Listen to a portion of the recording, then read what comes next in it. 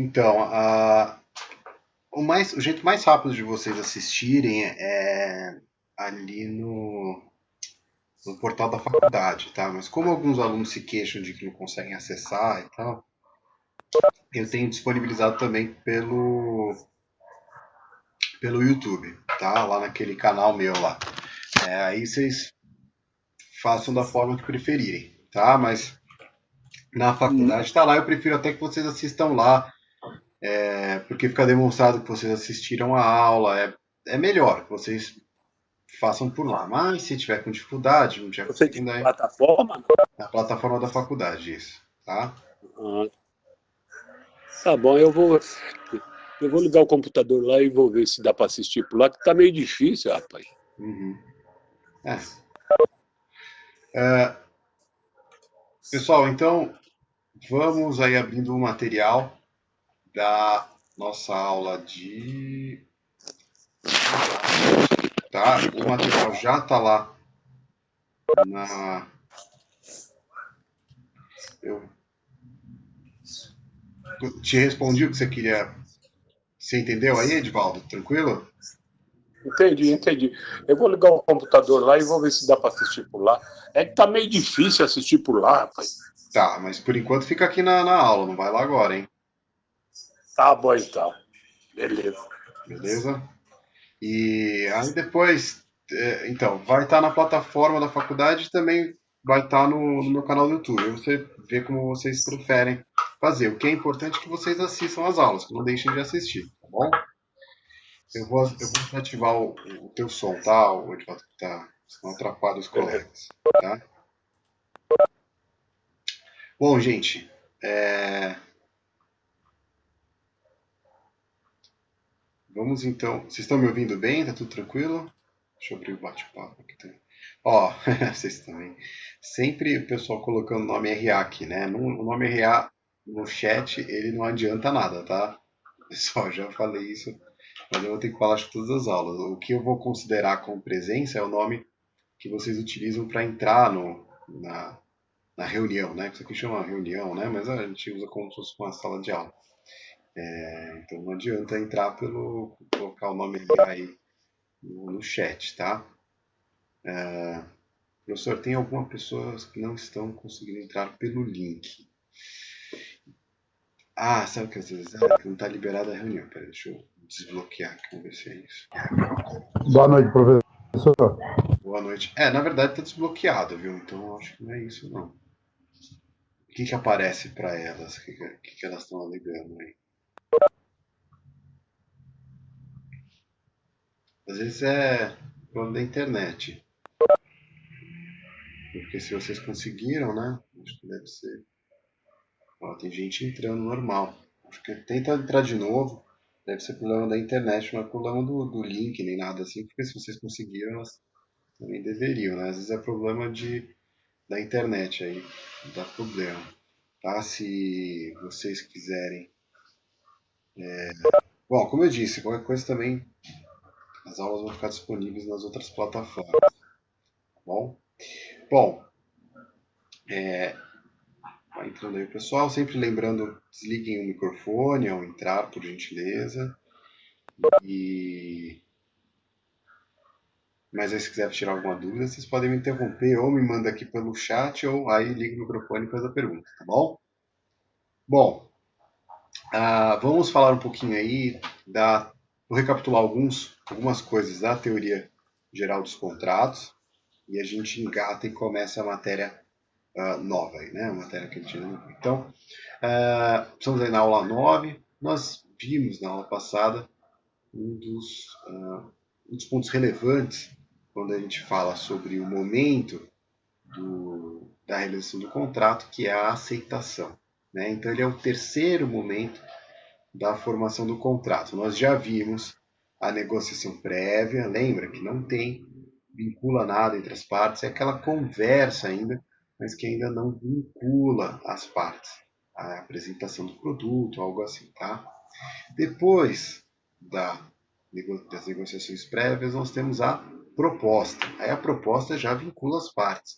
Quando o proponente, aquele que faz a proposta, ele expressa ali quanto que custa aquele produto, quanto que custa aquele serviço, qual a natureza daquele serviço. Quando ele faz essa movimentação, ele está vinculando, ele vai ter que cumprir aquela proposta, tá bom? Salvo se a própria proposta vier com uma cláusula ali, então falando que aquela proposta é retratável, ele pode recuar. Mas se não houver essa determinação, ele fez a proposta, ele vai ter que cumprir. A proposta nós vimos que ela pode ser aberta, lembra? Aquela que é para todo mundo ou aquela individual. Quando eu faço uma proposta para uma pessoa só, vale para aquela pessoa. A proposta em aberto, ela vai atingir a qualquer um, né? É a oferta, né? A proposta aberta é aquela chamada oferta, que é aquilo que a gente vê, né? No supermercado, oferta, né? Quando tem oferta hoje virou sinônimo de alguma coisa que está barata, né? No linguajar aí ordinário, né? No linguajar comum, a gente fala, está em oferta. Mas na verdade, todo do ponto de vista jurídico, tá? Na acepção jurídica da palavra oferta, oferta é qualquer tipo de produto que esteja sendo oferecido ao público, né? E a oferta vincula qualquer um que vier buscar aquele produto. Nós vimos que o Código Civil trata da questão da oferta e também o Código de Defesa do Consumidor. Mas o fato é que, uma vez aberta a oferta, ela vincula ali e eu vou ter que cumprir. Se eu não conseguir cumprir, vou ter que apresentar o que é um outro produto semelhante, né? Vou ter que suprir ali aquele movimento que eu fiz de ofertar aquele produto, tá? E aí, por fim, nós temos o movimento de quem recebeu aquela oferta, que é a aceitação. Tá? Quando o oblato, lembra dessa palavrinha? O oblato é aquele que recebe a oferta. O proponente é quem faz a proposta e o oblato é quem recebe a oferta. Então, esse terceiro momento, que é a aceitação, é quando o oblato aí vai se converter em aceitante. Então, ele recebeu a oferta lá no momento da proposta, e aí ele, ou da proposta direta, ou da oferta, ou da proposta direta, o oblato recebeu ou a proposta direta ou a oferta, tanto faz, mas fato é que a partir do momento que o oblato recebe essa proposta ou essa oferta, e ele concorda com ela, ele se converte em aceitante, tá? O aceitante aí, ele está dando o ok, falou que concordou. Então, se eu falei assim, olha, esse carro custa 30 mil, e aí o oblato recebe aquela proposta e concorda com aquela proposta, fala, ok, eu quero comprar esse carro por 30 mil, ele faz esse movimento de aceitação, tá? E aí o oblato, que foi esse que recebeu a proposta, vai passar a ser chamado de aceitante, tá? E a oferta vai se converter em contrato. Salvo nos contratos formais, não há requisitos especiais para aceitação. Os contratos formais nós veremos mais à frente no nosso curso. E ela pode ser expressa ou tácita. Expressa é quando eu formalizo ali expressamente, a própria palavra já fala, né? Expressamente eu vou lá e me manifesto, falando, olha, eu tenho interesse, está aqui, eu mando uma carta, eu mando um e-mail, né? Eu me comunico com ele, informando que eu tenho interesse em fechar aquele negócio, tá? Estou concordando ali, estou aceitando de maneira formal. E também pode ocorrer de maneira tácita, né? De tácita, quando o comportamento e a conduta do oblato é de aceitação. Então, por mais que ele não tenha se manifestado expressamente a concordância dele, todo o comportamento dele dá a entender de que ele cumpriu, né, de que ele aceitou aquela proposta. Bom, a aceitação tem que ser total, tá? Sempre quando a gente está falando de aceitação, ela tem que ser total, absoluta. Porque se for parcial, se alguém fez uma proposta para mim, eu falo, olha, eu aceito só essa parte, ou aceito isso daqui, desde que seja nesse valor aqui reduzido, ou se for feito em 5 vezes, etc. Quando eu faço dessa maneira, eu não estou fazendo um aceite, não é a aceitação, porque eu estou dando ali, na verdade, uma contraproposta. Tá? Então, a aceitação ela tem que ser, beleza, concordei. Tem que ser esse ato que você fala, ok, fechou. Tá? Esse ato, ok, fechou. Se você fala, ó, dá para fazer isso, dá para fazer aquilo, aí já não é aceitação, isso chama-se contraproposta. Tá? Não vai ter a gente volta ali na fase de negociação, tá? Não avança para a fase de aceitação, tá? Então tem que ser total, absoluta, se parcial, né? Ela trata-se de uma contraproposta, uma nova proposta. O Código Civil trata desse assunto lá no seu artigo 431. Boa noite aí, pessoal que está entrando, tá dando boa noite. Quando eu faço isso, eu me sinto youtuber, né? Pessoal, boa noite aí, legal. O artigo 431 estabelece lá que a aceitação fora do prazo, com adições, restrições ou notificações, importará nova proposta. Foi aquilo que eu falei para vocês, né? As gatas estão brigando aqui. Ai, olha aqui, ó, o tamanho dessa gata. Vai pra lá, vai. Deixa eu usar. Agora ela vai brigar com a outra gata. Bom, então o artigo 431, gente, ele... Elas estão brigando. Ele estabelece que a aceitação fora do prazo, com adições ou restrições ou modificações, importa nova proposta. Isso que eu acabei de falar, né? Que a proposta tem que ser total. Se ela vier ali com modificações, ela perde essa característica aí e se torna uma nova proposta. Se o negócio for daquele em que não seja costume a aceitação expressa, então aqueles que geralmente a gente não tem a aceitação tácita, ou melhor, desculpa, que não tem a aceitação expressa, ou o proponente a tiver dispensado, reputar-se-á concluído o contrato não chegando a tempo à recusa, que é aquilo que a gente já havia falado da aceitação tácita. Então, se não é típico desse tipo de contrato, não é tradicional, que seja uma aceitação expressa, que é típico a aceitação tácita, e aí ele não responde a tempo, quando são ausentes lá as partes, ele não responde, vai presumir-se que houve a aceitação. Tá? E o 433 vai falar que considera-se inexistente a aceitação se antes dela ou com ela chegar ao proponente a retratação do aceitante. Então, se antes eu aceite, concordei, só que aí eu falei, putz, não gostei dessa ideia, eu vou voltar atrás. Aí eu mando uma carta ali em complemento e elas chegam ao mesmo tempo ali, tanto o aceite quanto a desistência. Aí ela não vai valer, tá? Eu consegui a tempo evitar que ela surtisse os efeitos. E aí nós vimos os elementos de tempo, que acabam falando um pouco sobre esses que a gente já falou. Dos contratos entre presentes, né? Nesse tipo de contrato as partes estão vinculadas a partir do momento que o oblato aceita a proposta. Porque se é entre presente, é rápido, é aqui. Né? Eu mandei para você falar, isso aqui é tanto, aceitei, beleza, fechou. Entre presentes, aquela dinâmica é rápida, é célere. Tá? Então, a partir do momento que o oblato aceitar, lembra quem é o oblato? É quem recebe a oferta, quem recebe a proposta. Quando o oblato aceitar a proposta, nesse momento caracteriza-se o acordo recíproco de vontades. E desde já o contrato passa a produzir efeito. Isso é mais fácil. Você está ali pessoalmente, está no tete a tete, você está um na cara do outro. É isso. Aceitou? Fechou? Beleza, acabou. Tá?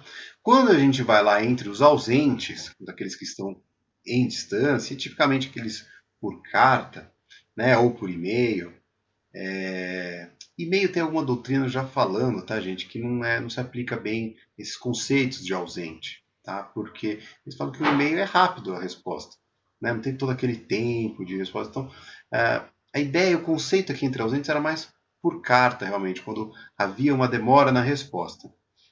Como eu disse, hoje isso tem uma tendência a alterar. Uma parte aí dos juízes já tem entendido que não, que o e-mail é como se fosse presente, porque é muito rápida a resposta. Né? Pois bem, nesses contratos, então, mas vamos pensar aqui tipicamente aqueles por e-mail, por carta, por fax, tá? Que são entre ausentes. Nesse caso, não há comunicação simultânea entre as partes e ele pode ser feito através de e-mail, carta, mensagem, fax, etc. Fax, né? Vocês lembram disso? Ainda existe, né? Inclusive, até pouco tempo atrás, era uma forma até que eficaz de você fazer protocolos físicos em processos que corriam em outras comarcas, longe ali onde você trabalhava. Você podia mandar um fax, depois, em 15 dias, você mandava uma carta lá para o fórum. Ainda tem essa previsão no Código de Processo Civil de você utilizar o fax e após enviar por carta. Né? Hoje, mas convenhamos que muito difícil ver uma situação dessa, até porque não sei nem como mandar um fax hoje, né? Não sei se alguém ainda tem um aparelho de fax, né? Pois bem, e não sei nem se os fóruns terão, né? Acho que eles têm, eles são obrigados, inclusive, a ter, nos momentos tem, mais para atender essa perspectiva, mas convenhamos, né, que não é lá o método mais eficaz. Pois bem, hoje com os processos sendo praticamente todos digitais, né, está ficando cada vez mais obsoleto. Pois bem, então, quando a gente vai falar aí sobre os contratos entre ausentes, né, o momento aí da celebração do contrato, vai haver uma certa divergência quando é que se consumirá de fato a celebração do contrato. Tá? E a gente se deparou com algumas teorias. Teoria da informação / cognição, que estabelece que o momento que o proponente toma conhecimento da aceitação, que ocorre no momento em que o proponente toma conhecimento da aceitação. Então, é o momento que o proponente abriu lá a carta e viu que o oblato concordou com a proposta. Não quero ninguém aqui sem entender o que é oblato. Tem o inconveniente de deixar ao atributo do proponente de abrir a proposta tomar conhecimento da resposta. Então fica ali a critério dele, pode ser que ele não abra. Imagina se ele não abre. Aí celebrou o contrato, não celebrou? Né? Tem esse ponto aí que gera aí um certo conflito, né? Um certo problema. Teoria da declaração, então já de admissão. E nessa teoria, o contrato ele é firmado no momento que o aceitante redige a sua resposta positiva, a sua concordância, a sua aceitação. É no momento, então, que o oblato ali se torna aceitante, quando ele redige a sua resposta positiva, a sua resposta de concordância. E a teoria da expedição, que considera a formação do contrato no momento que a aceitação é expedida. Então não é o momento que ele redige, mas é o momento que ele coloca ali no correio e envia a aceitação lá para o proponente. E ainda a teoria da recepção, que fala que o momento de formalização do contrato é quando o proponente recebe a aceitação. Isso é diferente lá da teoria da cognição, pois ele vai tomar conhecimento é diferente de receber. Né? Não é só o momento em que uma situação é o momento que ele recebe e a outra é o momento em que ele toma conhecimento. Então, da recepção, vai falar que é o momento que ele recebe, não o momento que ele abre. Né? Lembra a outra lá? A teoria da informação é quando ele tem conhecimento, quando ele abre. E essa é ruim, porque se ele recebeu lá a carta, ele não abre, ele não tomou conhecimento. Na casa da recepção é assim, ele recebeu, assinou o AR lá, o aviso de recebimento, então via de regra ele recebeu, ele tem que abrir. Tá?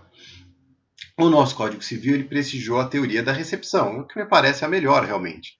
Né? Porque chega ali para o proponente, ele vai abrir aquela resposta e a partir do que ele tiver conhecimento que quando ele receber a resposta, ele vai ter que abrir. Ele não pode fazer essa sacanagem aí que a teoria da informação dá essa margem aí para o proponente se recebeu a carta, mas não abrir. Quer dizer, ele não teve a informação, ele não recebeu a informação. Olha, eu nem abri a carta, então nem fechou o contrato. Ele pode mostrar isso em juízo, ó.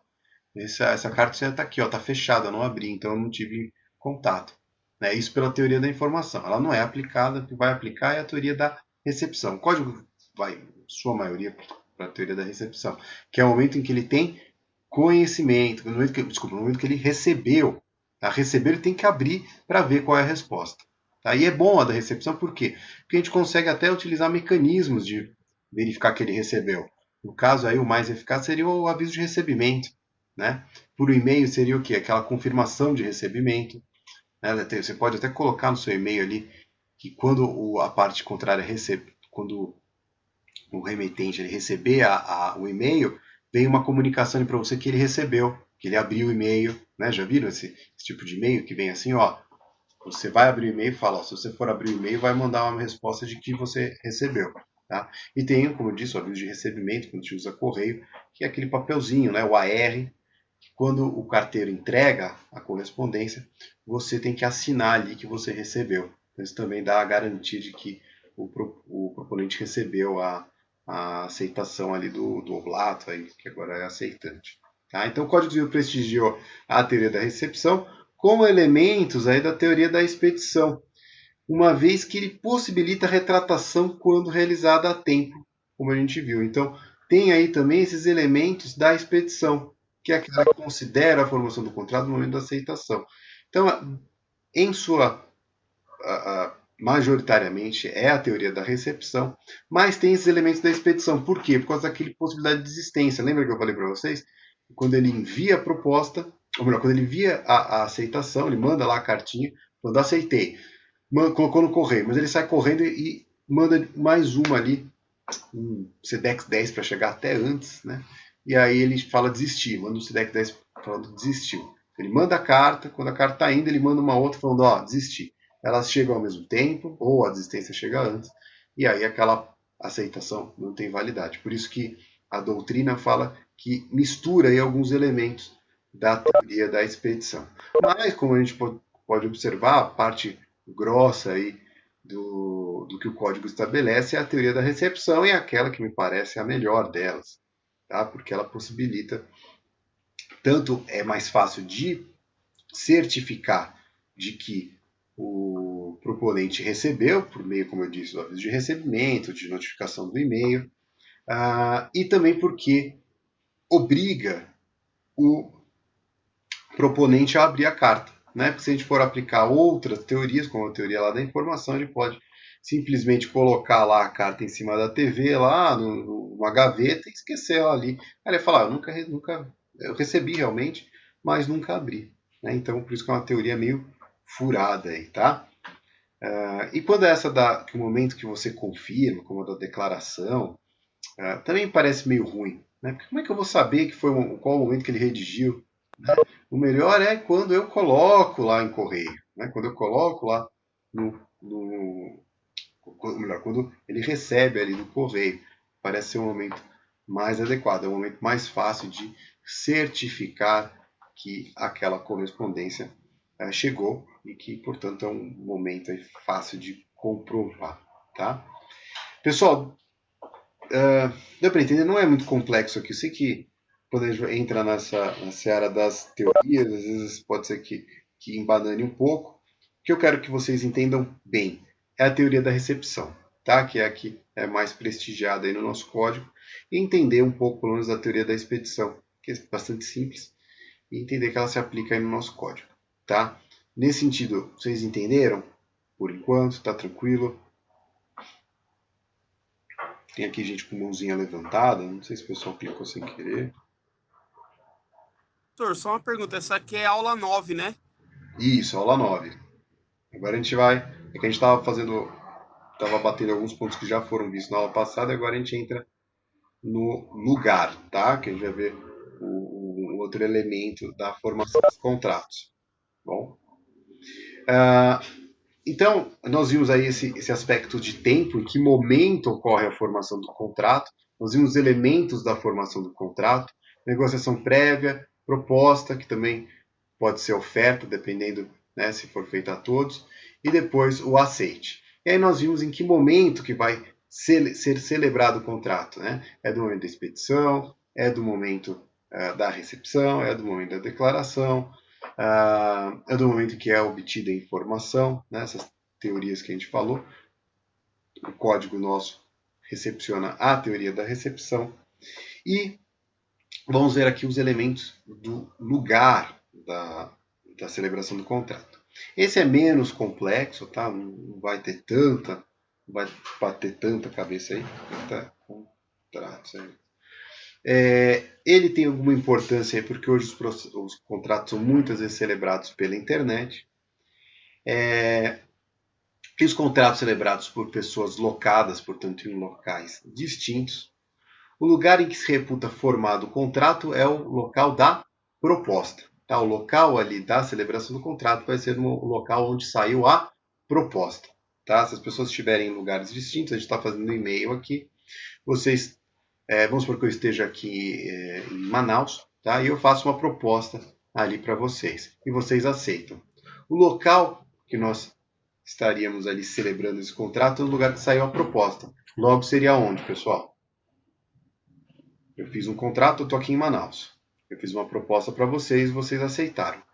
Qual seria o lugar da celebração do contrato? Manaus, exatamente, tá? Essa é uma regra, tá, gente, de sentido supletório, ela não é cogente, ou seja, ela pode ser estipulado em algo em sentido distinto.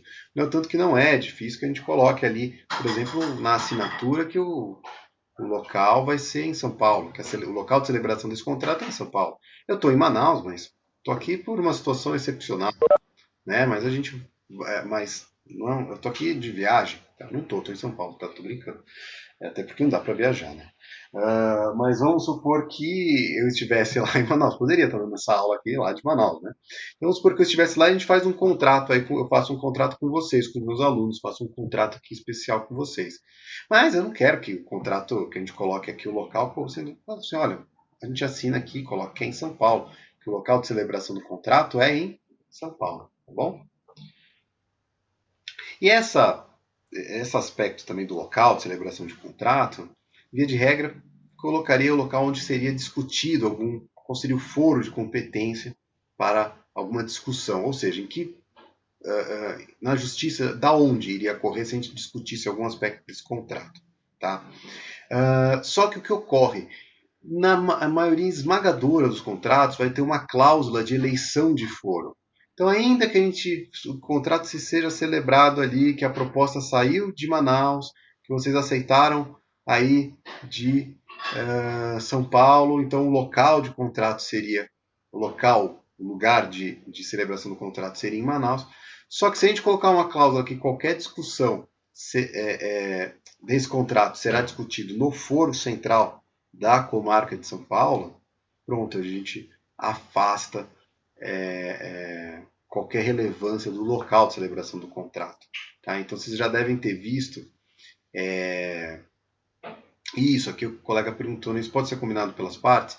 É o que geralmente ocorre, as partes vão estabelecer, não assim, esse contrato está sendo celebrado em São Paulo, em Manaus.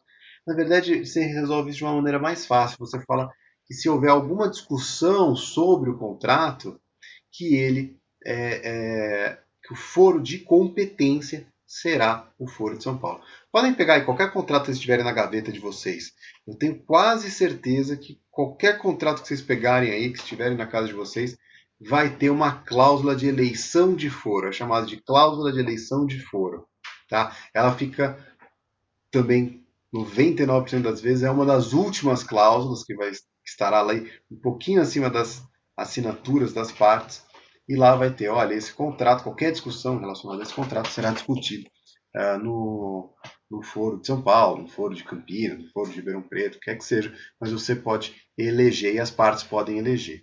Às vezes, inclusive, quando vocês estiverem auxiliando seus clientes, é importante tomar um pouco de cuidado para ver qual foi o foro de eleição. Eu já peguei alguns clientes meus e falaram, doutor, dá uma olhada nesse contrato.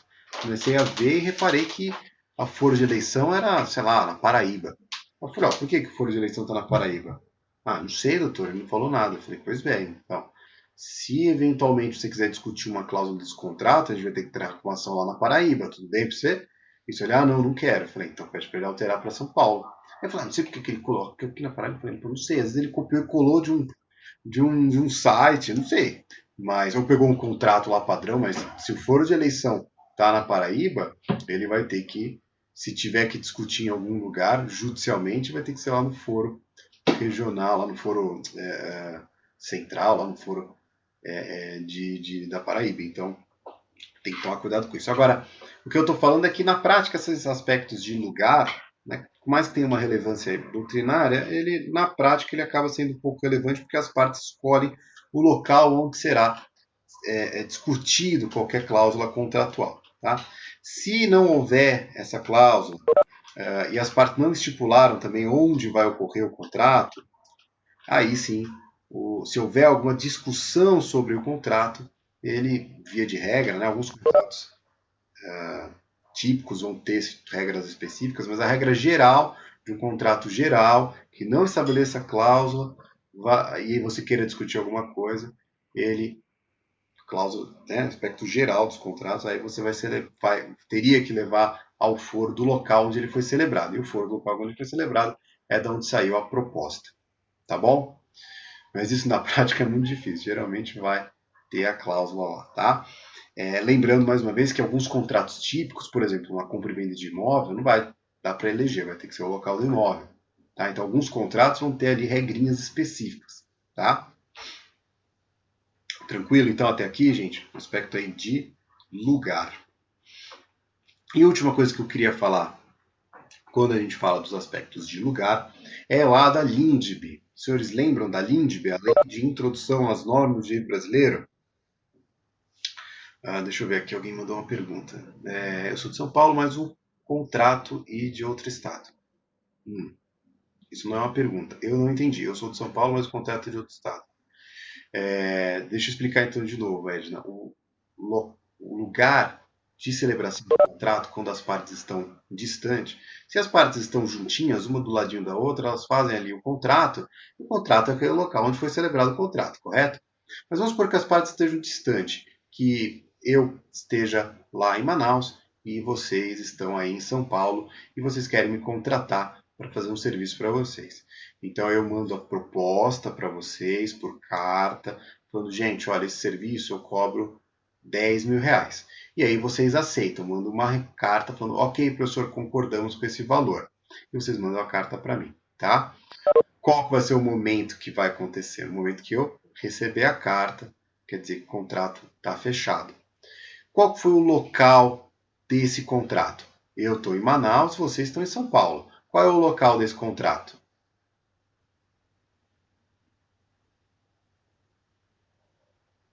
Em Manaus, certo? Então o local vai ser em Manaus, tá? Porque é o local de onde saiu a proposta. Tá bom? É isso que eu expliquei. Quem fez a pergunta foi a Edna. Então, Edna, você entendeu, né? Botou aqui, eu vi que você mandou no Manaus. Então você entendeu, né? A gente está em locais distintos, mas o local do contrato vai ser onde saiu a proposta. O que eu estou explicando para vocês que a gente pode, vamos supor que eu esteja lá em Manaus, mas não queira que o local do contrato seja Manaus. Então a gente pode falar, olha, gente, vamos fazer o seguinte, no próprio contrato eu coloco que o local não vai ser Manaus, que o local vai ser São Paulo, tá? Eu estava explicando mais uma vez que também a cláusula, que existe um negócio chamado foro de eleição, que é uma cláusula que a gente coloca, geralmente ao final do contrato, onde a gente estabelece assim, ó, pessoal, mando lá no contrato lá que a gente vai fechar, está escrito assim, qualquer discussão referente a esse contrato será feito no Fórum Central de São Paulo, no Fórum de São Paulo, capital. Tá? Por quê? Porque eu sou de São Paulo, vocês também são de São Paulo. Para que, né, escolher o Foro de Manaus? Isso é horrível. Né? Não faz sentido ser lá em Manaus. Então a gente opta, a gente escolhe um foro que vai ser o foro de eleição, o chamado foro de eleição. Bom, e é ali que vai ser, se tiver que discutir alguma coisa, por mais que a gente tenha celebrado o contrato, por mais que vocês estejam, sei lá, no Rio de Janeiro, eu esteja em Manaus, mas a gente escolhe o foro de São Paulo, se a gente quiser discutir alguma coisa, vai ser lá em São Paulo, tá bom? Isso é chamado de foro de eleição, tá? Mas o que eu quero que vocês entendam por hora é essa situação. O local do contrato vai ser, via de regra, onde saiu a proposta, tá? Na LINDB, aí a Lei de Introdução às Normas do Direito Brasileiro, ela vai tratar daquelas situações internacionais, né, dos contratos que são celebrados por pessoas que estão fora do Brasil. Com pessoas que estão, uma das partes está no Brasil, a outra está fora. Como é que vai ser o local ali quando se celebra com pessoas que estão em outros estados? Ele vai falar que em caso de contrato celebrado em países distintos, tipo Brasil e Estados Unidos, Brasil e Argentina, Brasil e África do Sul, são países distintos.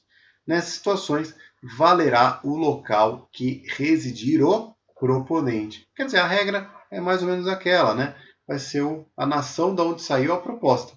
Se a proposta veio dos Estados Unidos para mim, eu aceitei, qual que é o local do contrato? A proposta veio dos Estados Unidos. Eu sou o oblato, eu recebi e concordei, né? São os Estados Unidos, né? Estados Unidos da América. Se eu fiz a proposta lá para um argentino de um serviço, eu fiz a proposta e ele aceitou. De onde seria o local do contrato?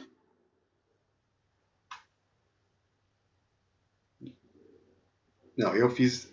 Está respondendo anterior, né? Então, se eu estou no Brasil e eu fiz a proposta para um argentino, o argentino aceitou. É o Brasil, isso, exatamente, tá? Isso está previsto lá no artigo 9º da LINDB, da Lei de Introdução às Normas do Direito Brasileiro. Vocês já estudaram a LINDB, não foi mesmo? Imagino que vocês já tenham estudado.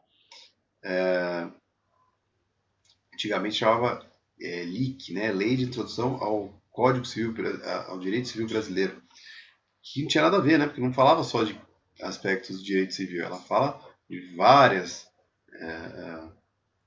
não só do direito civil, mas do direito penal, de direito comercial e assim por diante. Então era uma definição meio equivocada dessa legislação e aí, muito bem, fizeram essa alteração de lei de introdução às normas do direito brasileiro. Então ela tem essas regras gerais, assim, principalmente alguns envolvem internacional, outro estrangeiro, tá? É o artigo 9º da LINDB. E aí, pessoal, se vocês não estão entendendo qual que é o artigo, é porque vocês não estão acompanhando no, no roteiro que eu deixo lá para vocês. Então é sempre muito importante que vocês assistam às aulas acompanhando por meio do roteiro, tá? Eu faço aqui bonitinho, com socialousa para vocês, eu coloco os trechos de lei. Por quê? Porque assim vocês não precisam, fica mais fácil de vocês entenderem. Então é essencial que a minha aula vocês vejam junto o nosso roteiro, tá? É essencial que vocês assistam junto comigo, olhando o roteiro, tá bom? E aí o artigo 9º vai falar exatamente isso que eu falei, mas vamos ler junto aqui para vocês já se acostumarem com a terminologia. O artigo 9º vai falar o seguinte: para qualificar e reger as obrigações, aplicar-se-á a lei do país em que constituírem. E o parágrafo 2º vai falar exatamente o nosso caso, que é a obrigação resultante do contrato reputa-se constituída no lugar em que residir o proponente. Então é meio que uma regra geral, né? De onde saiu a proposta, local do proponente é o que vai valer, tanto entre os estados, entre municípios distintos, quanto em países distintos, tá bom?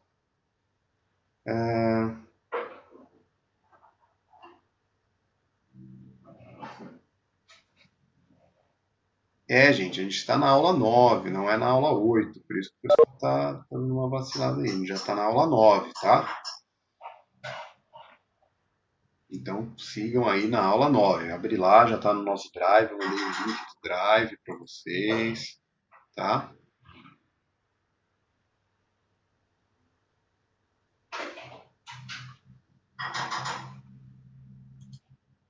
Então tá lá no Drive, tá? Coloquei ali o link agora há pouco para vocês. O Jonatas pediu o link do Drive, eu mandei de novo. Apesar de eu já ter mandado umas 200 vezes, né? Vamos lá. Mas eu já mandei aqui para vocês, tá?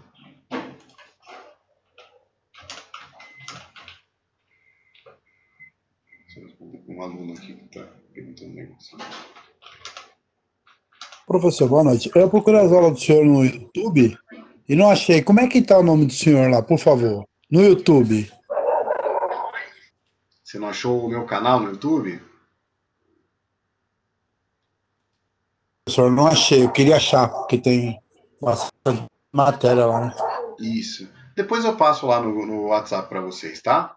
Acho que é mais fácil.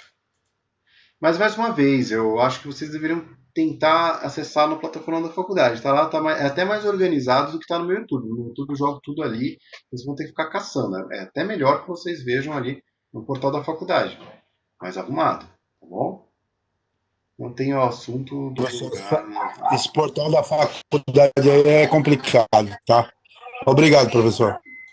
Então, eu sei que algumas pessoas se queixam, mas as últimas informações que eu tive, o pessoal tem acessado. Então, inclusive de outros alunos, não só dessa turma aqui. Então, tentem, tá? Se não conseguir, aí também não quero deixar vocês desguarnecidos ali, por isso que eu coloco no YouTube, tá bom? Então, eu acho que o ideal realmente é que vocês, portanto, tentem encontrar, tentem acessar ali o conteúdo, é até mais fácil para vocês, tá? Então, eu até peço a gentileza, se outros alunos aí conseguem acessar, explica aí para os demais, porque às vezes está entrando no local errado, né? O portal tem acho que uns 2 locais de acesso, talvez vocês estejam entrando no local errado. Então tentem ver, eu acho que é a melhor opção. Tá? Inclusive fica registrado que você assistiu lá. É a melhor forma, sinceramente. Eu recomendo que vocês sigam por lá. Até porque, como eu disse, aqui no meu, não é a melhor forma, não, sinceramente, na minha plataforma. Tá, olha, até estou pegando aqui já o link, eu vou passar aí para vocês, mas mais uma vez, eu não acho que é a melhor forma, tá bom? Estou passando o link aqui, caso alguém queira, mas mais uma vez, eu acho que se algum colega souber como faz para acessar, auxilia aí os demais, porque eu acho que é melhor para vocês, tá? Por isso que eu falo isso, tá bom?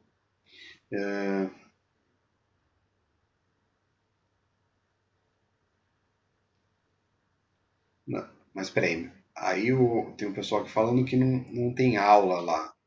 É isso mesmo, que se não tiver aula, não tem um assunto do lugar na aula. Ah, bom. Ah, vocês estão falando que lá no portal não estão as aulas disponíveis? Porque se não tiver, aí vocês têm que me avisar. Se for isso mesmo, vocês me avisem, porque aí eu vou pedir para eles colocarem. Porque eu estou enviando as aulas lá, tá? Só tem uma aula no portal. Aí eu preciso ver, eu vou até anotar aqui e vou cobrar eles. Porque assim, deveria ter. Todos os alunos concordam com isso? É isso mesmo? Só tem uma aula? Porque eu estou mandando todas, então talvez a de vocês que esteja assim, não sei. Eu vou cobrar eles lá, tá? Deixa eu até colocar aqui.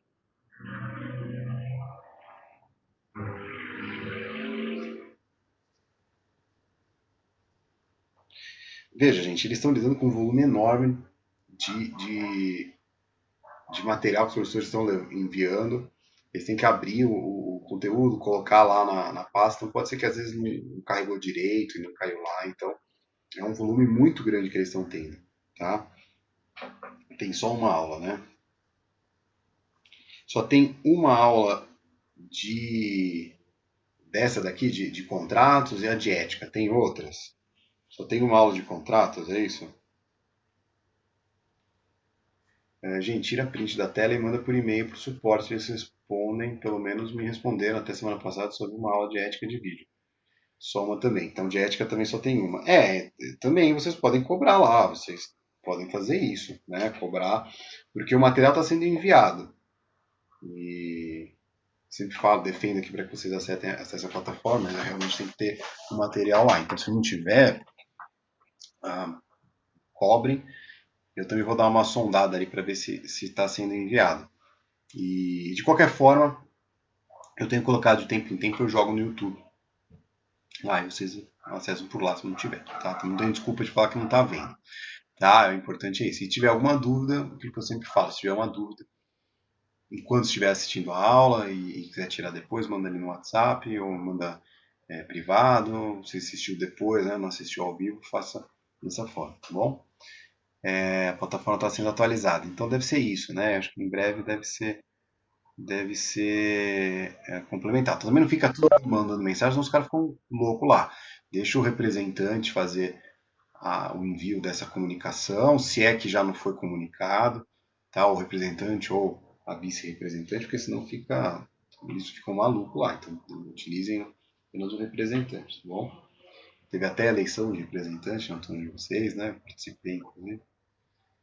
Bom, pessoal, então agora eu quero falar com vocês sobre a interpretação dos contratos, tá? A gente viu aí o momento de celebração do contrato, o local de celebração dos contratos, as etapas de formação do contrato, negociação prévia, proposta, barra oferta e aceitação, o local de celebração. E agora nós iremos dar uma olhadinha aí na interpretação dos contratos. Talvez vocês já tenham visto da interpretação dos negócios jurídicos. Às vezes quando vocês estão lá em negócios jurídicos, apesar de ser uma matéria bastante densa, né?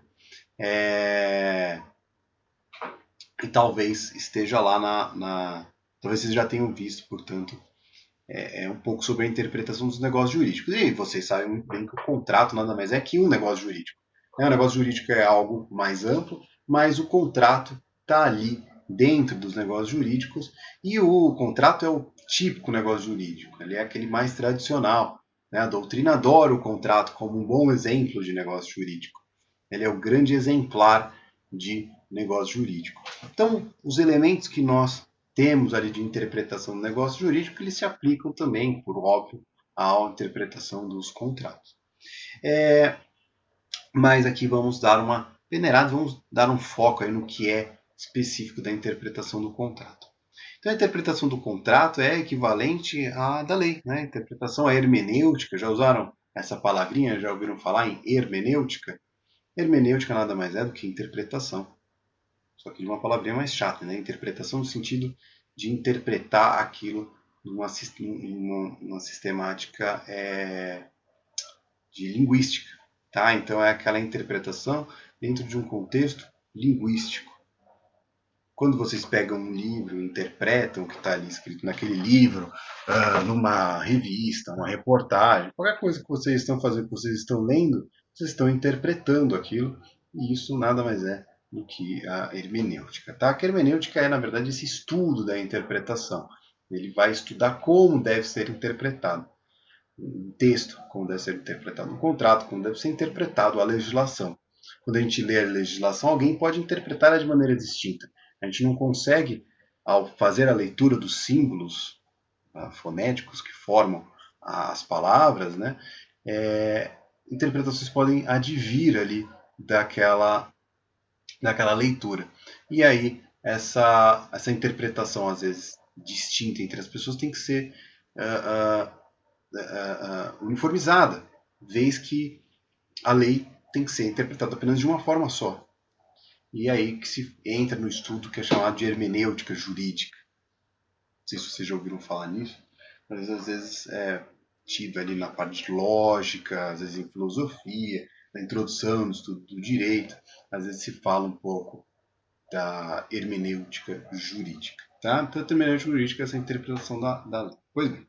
Então, a interpretação do contrato é equivalente à interpretação da lei, ou seja, a hermenêutica jurídica, a qual podemos afirmar que existe certa coincidência entre uma e outra, porque são ambas ali fruto do ambiente técnico-jurídico. Para interpretar a lei, portanto, ela é utilizada a hermenêutica jurídica, como estava falando para vocês, é a ciência da interpretação das leis, e para interpretar os contratos é a hermenêutica contratual, né, que é essa ciência da interpretação dos contratos. Para realizar essa interpretação, nós temos, e aí não podíamos fugir de teorias, né? Tem teoria da vontade e a teoria da declaração. A teoria da vontade vai falar que ela procura investigar, ela vai tentar entender qual foi a vontade real das partes. Não aquilo que está escrito, mas o que as partes pretendiam quando elas assinaram aquele contrato. Então a teoria da vontade vai falar, olha, apesar de estar escrito isso aqui, o que as partes queriam ao celebrar esse contrato era isso.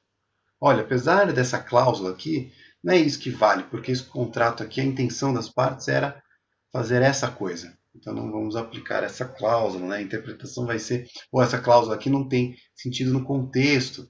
Essa cláusula vai ser interpretada de uma maneira mais ampla ou mais restrita, porque a intenção do contrato não era essa.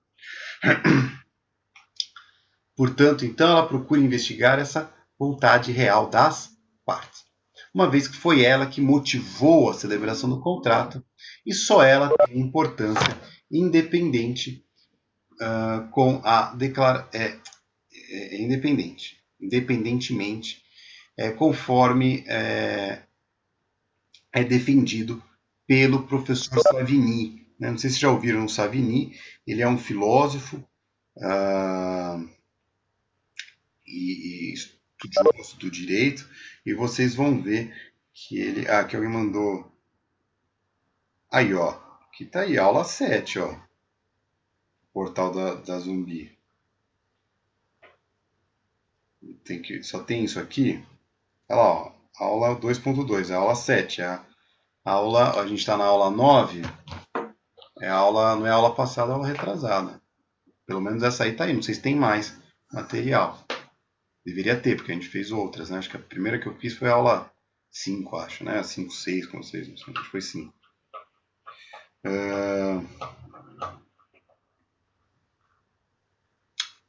Vamos voltar aqui. Então, nós temos a teoria da vontade, que é definida pelo professor Savigny, né? Ele é o encabeça aí essa teoria. Ela vai priorizar a interpretação da vontade. A interpretação do contrato será levada em conta os aspectos de vontade das partes que celebram aquele contrato, tá? E nós temos aí como oposição a teoria da declaração. Nessa teoria predomina a exteriorização da vontade. O que significa isso, gente? O que é exteriorização da vontade? É aquela manifestação das partes. Tá? É a exteriorização da vontade. O que é a exteriorização da vontade? É o que está escrito no contrato. Então, nessa teoria, ele vai falar, olha, a vontade de vocês não me interessa. O que me interessa é o que vocês expressaram da vontade de vocês. Ou seja, é o que está escrito, tá? O que está ali positivado, tá? O que foi externado, mesmo que seja ali, às vezes, numa gravação ou algo assim. São todos elementos que foram expressados pelas partes, tá? Ou seja, é aquilo que consta declarado em contrato, é aquilo que está declarado, tá? Como se exprime dessa declaração, como tem que ter esse aspecto de exteriorizar, tem que sair ali do momento da vontade, tem que estar escrito, tem que estar falado, tem que estar registrado. Ele vai levar também em consideração, óbvio, não só o que está escrito no contrato, claro, mas ele também vai levar em consideração outras coisas, como, por exemplo, as negociações preliminares. Lembra que a gente falou de negociações preliminares? Que é um dos momentos, o primeiro momento da formação dos contratos, lembra disso? Por isso que é importante que vocês entendam que é a negociação preliminar. E quando a gente vai estudar aqui as questões de hermenêutica da interpretação, vocês vão ter que entender o que são as negociações preliminares. Tá vendo como eu falo que é a escalada do conhecimento, como vocês têm que ter uma base, e essa base vai crescendo de conhecimento? Então, quando a gente vai entender a teoria da declaração, a gente tem que entender também o que é negociações preliminares. Pois bem, então ele fala lá na teoria da declaração que ele vai levar em conta tudo que foi exteriorizado, tudo que foi expresso. Claro, o que estiver escrito no contrato, obviamente, mas também as negociações preliminares, as minutas elaboradas. Então, manda uma minuta do contrato, você altera, você devolve, eu mando outra minuta, você manda outra minuta. A gente vai trocando. O que são a minuta? É o esboço, tá? É o esboço, né? O que está sendo ainda desenhado ali naquela formação daquele contrato. Eu mando um contrato, devolve, assim vai por diante. Assim por diante. Também vai ser levado em consideração, então vai ser levado as negociações preliminares, as minutas, os e-mails trocados antes de assinar o contrato, as trocas de correspondências, e-mails e etc. Tá? Então a teoria da declaração vai levar em conta apenas o que foi expresso, o que foi dito, o que foi escrito, o que foi manifestado, tá? O que foi, então, exteriorizado, o que foi declarado. Isso é uma teoria da declaração.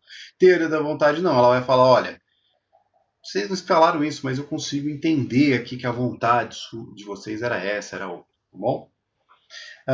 E aí, para vocês não ficarem em dúvida, a adoção da teoria aí, se a gente for levar muito a ferro e fogo uma só, a gente acaba sendo injusto. Se a gente for levar muito a ferro e fogo a outra, também. Se a gente for levar apenas a da declaração em conta, ficamos muito rígidos. Tá? De repente, a gente pega um contrato que foi mal redigido por um pessoal que não tinha, que era meio atécnico, eram uns dois cabeças de bagre lá escrevendo um contrato, que não tem nem pé nem cabeça, eles não sabiam muito bem como se expressar, mas a vontade deles, e você é um juiz, imagina, você sabe o que eles queriam dizer naquele contrato, só que eles escreveram mal, eles estavam mal assessorados. Aí, se você for aplicar a teoria da declaração, você vai ter que, às vezes, aplicar o contrato tudo errado, né? Vai ser injusto com uma das partes, porque eles redigiram mal. Então, aí talvez você possa utilizar os elementos da teoria da vontade. Para interpretar, se a gente fosse aplicar só a teoria da vontade, também aí fica um Deus dará, né? Já imaginou? Olha, a minha vontade era essa, a vontade era essa, quer dizer, aquilo que estava escrito não vai ter importância nenhuma, tanto faz o que eu escrevi, né? Você perde a importância do que foi declarado. Também é ruim, né? Então, o equilíbrio entre essas duas teorias tende a levar a uma interpretação mais justa do contrato. E aí é o que a nossa doutrina, o que o nosso ordenamento buscou aí incorporar uma é levado em consideração ambos os aspectos, portanto, um equilíbrio entre essas duas teorias. Tá? Então, em relação à adoção das teorias, deve haver essa harmonia, como eu estava falando, pois não podem ser adotadas isoladamente. E podemos notar aí da redação do artigo 112 do Código Civil o seguinte: nas declarações de vontade se atenderá mais à intenção nelas consubstanciadas do que seu sentido literal de linguagem. Mas veja, ele não fala que é só um aspecto, não é só o aspecto da declaração, também não só o aspecto de vontade. Ele fala que vai ser interpretado aí mais um em detrimento do outro, mas não em sua exclusividade. Tá? Então a gente vê aí que o código abraçou um critério intermediário, utilizando-se das duas teorias ao mesmo tempo, onde o legislador deve fazer a interpretação baseada nos dados objetivos dos contratos e, a partir disso, buscar a verdadeira vontade dos contratantes, uma vez que a harmonia evita que seja gerada uma conclusão que cause danos ou prejuízo. Né? Ou seja, traga aí uma interpretação, às vezes, que possa ser prejudicial, né? Que seja injusta. Portanto, ao deixar abertas as duas teorias, ao prestigiar as duas teorias, você evita, você mitiga a possibilidade de gerar situações injustas. Tá? E aí, o último ponto que eu queria trazer com vocês, e aí vou falar agora no chique, né? Código Civil francês, né? Direito francês, né? Que é o Potier, que é um estudioso das antigas ali do direito francês, ele, ao tratar do Código Civil francês, e vocês já devem ter ouvido falar que a nossa escola aí de direito é ali a escola francesa, principalmente no que tange o direito civil. O Código Civil, o primeiro Código Civil foi aquele código, o Código Napoleônico. O Código Napoleônico foi adotado pelos portugueses, e aí, por consequência, acabou sendo aplicado em território brasileiro, enquanto éramos uma nação colônia. E aí, a partir do momento da independência, aquele código ainda permaneceu, foram sendo feitas algumas alterações, mas aquele core, né, aquele coração do Código Civil francês ainda existe até hoje no nosso código. Você pega o Código Civil atual, compara com o Código de 16, você vai ver que ele ainda tem aquele mesmo clima. Claro, ele se modernizou, ele está diferente, mas ele ainda assim tem aquela mesma tradição. Tá? Então, por isso que quando a gente vai ver, principalmente as partes dos contratos, né, o contrato é uma coisa bem tradicional, bem das antigas, né? E esses princípios interpretativos do contrato, lá trazidos pelo Potier, quando foi estudar Potier, né? Deve ser assim que fala, né, em francês. Ele, quando foi fazer essas análises lá atrás, elas ainda têm bastante aplicação no nosso código. Por quê? Por causa do código aí napoleônico, código francês, ser aí o trisavô, o bisavô do nosso código atual, tá bom? Então, ele apresentou ali algumas regras de interpretação. Vamos ver junto aqui, mas aí um título de curiosidade para vocês, tá, gente? Não vou cobrar, porque espero que vocês decorem essas regras de interpretação, tá? É importante que vocês leiam depois, calma, mas não entre na paranoia de ficar estudando. A gente está estudando direito brasileiro, tá? Fica tranquilo, vamos ficar só focar no que está dentro aí da nossa esfera, tá? Então, o seguinte, as regras que ele traz são essas. E aí vocês vão ver, alguns autores vão trazer umas regrinhas a mais, vão separar uma ou outra, tá? Eu peguei essas 10 aqui, mas não se limita a essa. Vocês vão ver, às vezes, algumas diferenças aí em outros lugares, tá bom?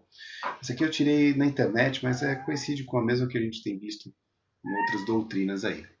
Eles falam o seguinte, que nos contratos deve-se procurar qual a real intenção comum dos contratantes, mais do que o sentido literal das palavras. A gente reflete o que aí? Essa regra subjetiva, né? Quando a cláusula for dúbia em seu sentido, deve ser interpretada de forma a gerar algum efeito e não o contrário, principalmente em função do princípio da conservação dos contratos. Quer dizer, a gente vai interpretar o contrato para que ele se mantenha, não para que ele perca ali o seu sentido. A regra 3 que ele criou é que os termos dúbios ou com duplo ou mais sentidos devem ser interpretados segundo a natureza do contrato. Então, olha, vocês já devem se deparado com uma situação dessa, né? Às vezes uma palavra pode ter uma interpretação dúbia, mas se você lê ela dentro de um contexto, você consegue entender o que aquela pessoa quis dizer, certo? Já deve ter visto isso. Não, dentro de um contexto eu consegui entender que essa palavra aqui que tem um significado dúbio, né? Por exemplo, polo.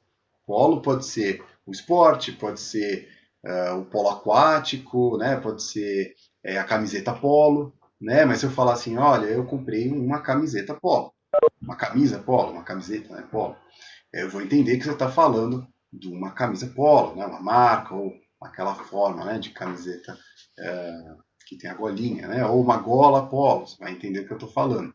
Se eu falar, eu fui jogar polo, aí você vai polo qual? Polo aquático, polo cavalo, polo aquático. Então, o contexto todo faz sentido da nossa interpretação no dia a dia, de qualquer frase normal do nosso dia a dia. E é isso que ele está falando, que a interpretação de uma palavra que tem um sentido duplo deve ser interpretada dentro do contexto ali do contrato. Mostrando ser ambíguo o contrato, deve ser interpretado conforme o costume do lugar onde fora interpretado. Então ele também dá a possibilidade de a gente interpretar como é que esse contrato geralmente tem sido interpretado. O uso é de grande valia para a interpretação dos contratos, tanto que se subentendem as cláusulas do uso, ainda que não se exprimam. Então ele está falando, olha, aquelas cláusulas de costume, ainda que elas não estejam escritas, elas podem ser aplicadas.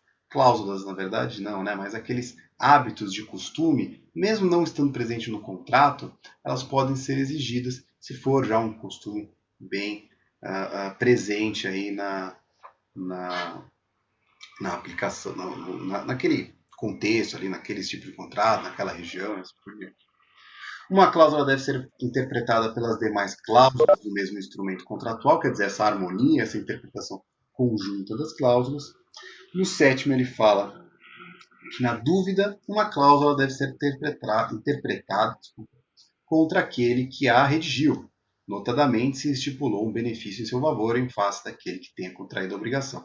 Veja aqui no inciso 7, ele vai falar aquela situação do contrato de adesão. Lembra que a interpretação do contrato de adesão é favorável àquele que não redigiu o contrato? Olha lá, ele já estava trazendo o conceito que nós temos hoje no nosso código lá atrás. Ele está falando aqui exatamente aquela situação do contrato de adesão. Se eu se recordo, o contrato de adesão é aquele que você não discute as cláusulas contratuais. O contrato já chega pronto. Então, a interpretação de cláusulas dúbias, de cláusulas aí que gerem conflito, a interpretação deverá ser mais favorável a quem? Aquele que não pôde redigir a cláusula, tá? Não, é a favor de quem o redigiu? Não. O de adesão é a favor de quem não redigiu, tá? O de adesão é de quem não redigiu. Entendeu? Escreveu aí de quem redigiu. Não. A interpretação vai ser favorável a quem não redigiu, tá? Se tiver palavra do contrato, se tiver palavras dúbias no contrato e eu for prejudicado na relação contratual, eu posso pedir anulação do contrato ou apenas que seja anulada a cláusula. Se a anulação da cláusula gerar a anulação de todo o contrato não conseguir se manter, aí o contrato todo vai ser anulado. Mas geralmente não, geralmente vai ser feita uma interpretação para que aquela cláusula permaneça, que o contrato permaneça. Se a cláusula for tão abusiva a ponto de gerar a sua nulidade, e se de repente a sua nulidade impedir a existência do contrato, aí se for a cláusula principal do contrato, aí ela vai ser, aí realmente o contrato não vai ter como prosperar. Mas geralmente são o quê? Multas, uma multa, uma alteração de um percentual de multa, né? Uma multa que era 70% passou a ser 10%, concordo que não estaríamos diante de um contrato, uma anulação do contrato todo, só reduzir ali o valor percentual de multa, tá? E isso é o que está estabelecido lá no Código de Defesa do Consumidor, inclusive. Por mais genéricos que sejam os termos em que... Diga. Desculpa, posso fazer uma perguntinha? Pode, claro. Pode ser usado como exemplo essas assinaturas de TV a cabo, de telefonia, cartão de crédito. Estamos nessa linha? É isso mesmo? O que seria isso que você está falando? Exemplo do quê? Isso seria exemplo do quê?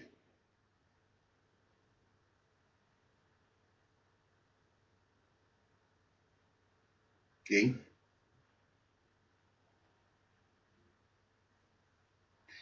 Gente, vamos lá. Contrato de adesão. A gente já não aprendeu o contrato de adesão?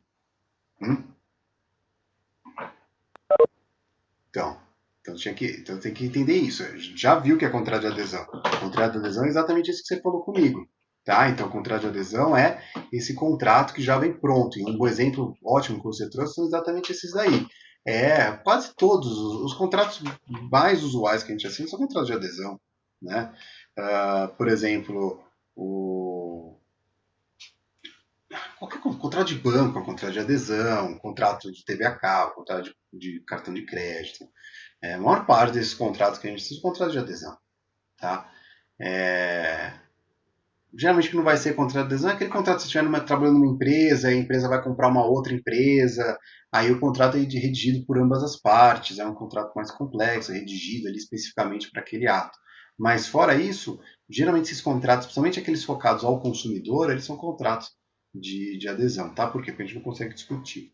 Às vezes um contrato de locação até vem ali para você discute, altera uma ou outra cláusula, aí também não é um contrato de adesão, tá? Mas fora essas exceções, né, a maior parte dos contratos vem ali fixadinhos, você não pode discutir. Né? Aquele contrato bancário, você lê uma cláusula e fala, eu não consigo essa cláusula, eu quero alterar.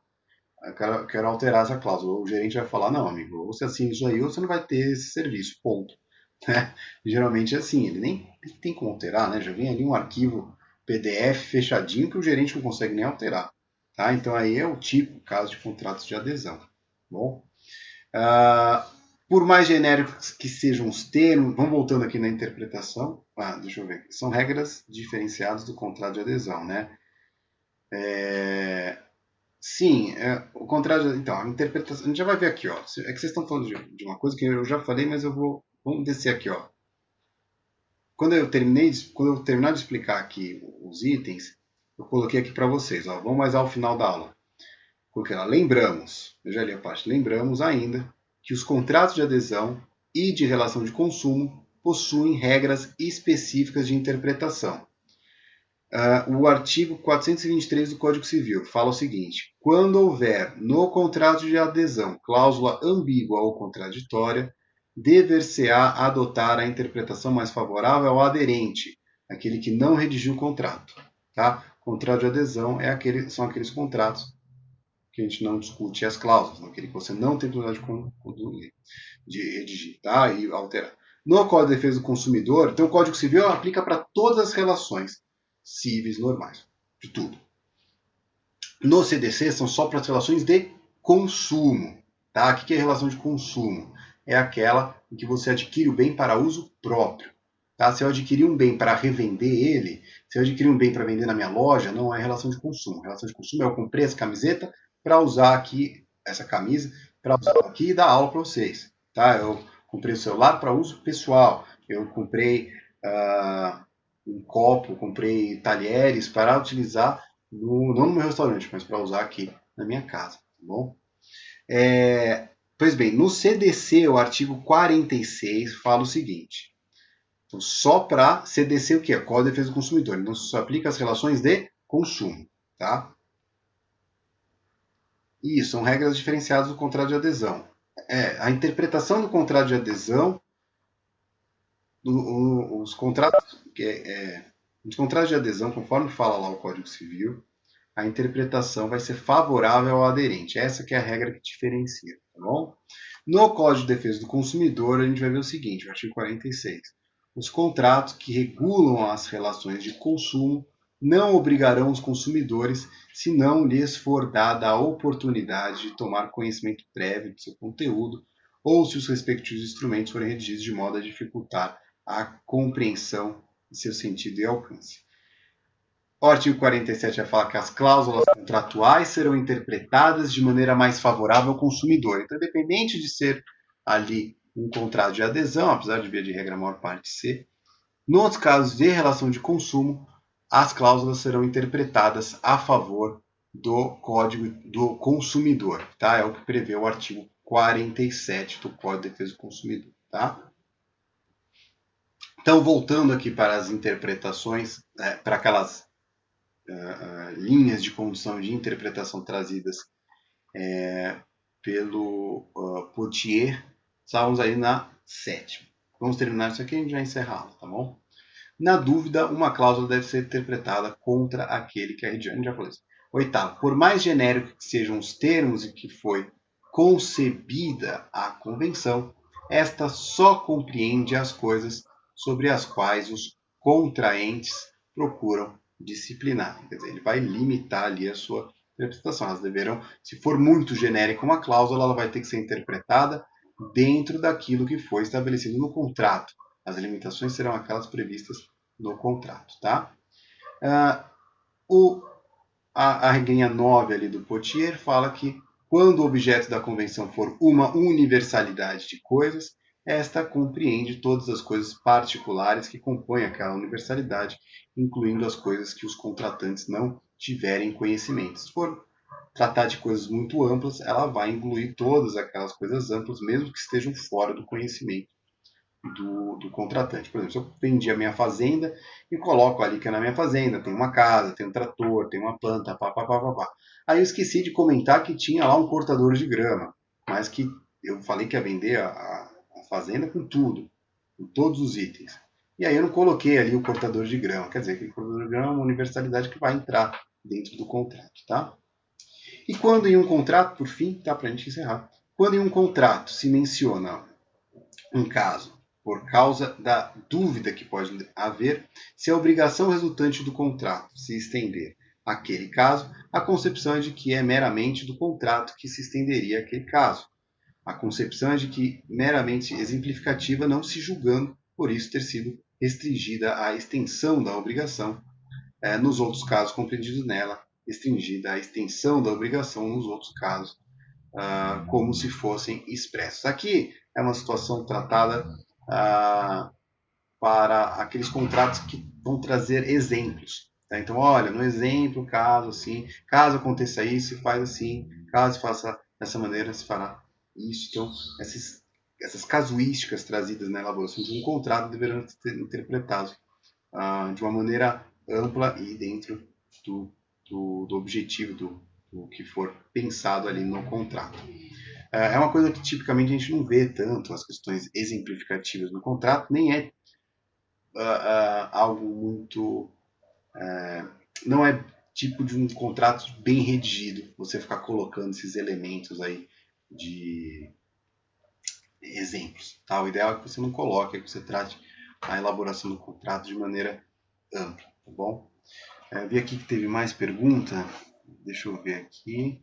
Pessoal, por sinal, por hora a gente encerra, então.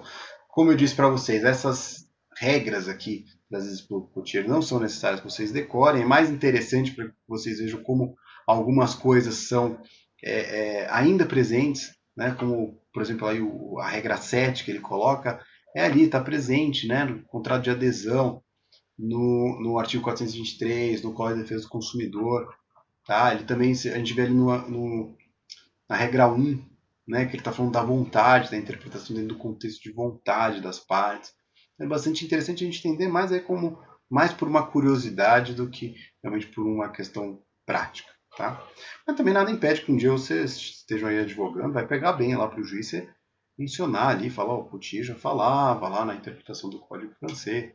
O juiz vai achar meio cansativo, mas talvez fique interessante ali se você quiser fundamentar e defender alguma interpretação específica de uma cláusula ali que está, por exemplo, tendo conflito, tá? Então, o que acho que tangia da gente falar sobre a interpretação do contrato tá tranquilo, a hermenêutica contratual, e na próxima aula nós iniciaremos aí, iremos ver as arras. Tá? Eu tinha colocado na aula passada que a gente ia ver arras hoje, mas eu achei legal trazer a interpretação do contrato por hora, e aí arras nós iremos ver na próxima aula, tá bom? Reitero aqui o convite àqueles que queiram fazer perguntas.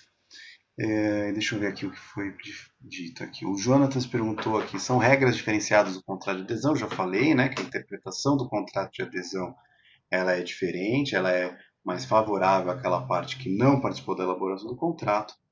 E ele falou aqui, professor, desculpa fugir do assunto, mas o que seriam regras que estipulem a renúncia antecipada do aderente, que está no artigo 424? Aí a gente vai. Eu posso falar em outras circunstâncias, tá? Porque senão a gente vai realmente fugir aqui. Depois eu respondo individualmente para você, porque eu vou ter que olhar o contexto da legislação. Isso já foi, inclusive, até matéria já dada. Isso. Deixa eu ver, vai. Não vou ficar sem responder, mas pode um pouco, né?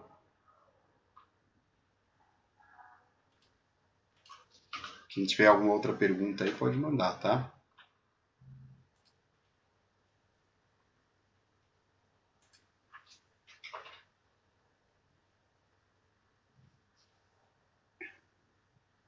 Tá, nos contratos de adesão são nulas as cláusulas que estipulam renúncia antecipada do aderente ao direito resultante da natureza do negócio, tá?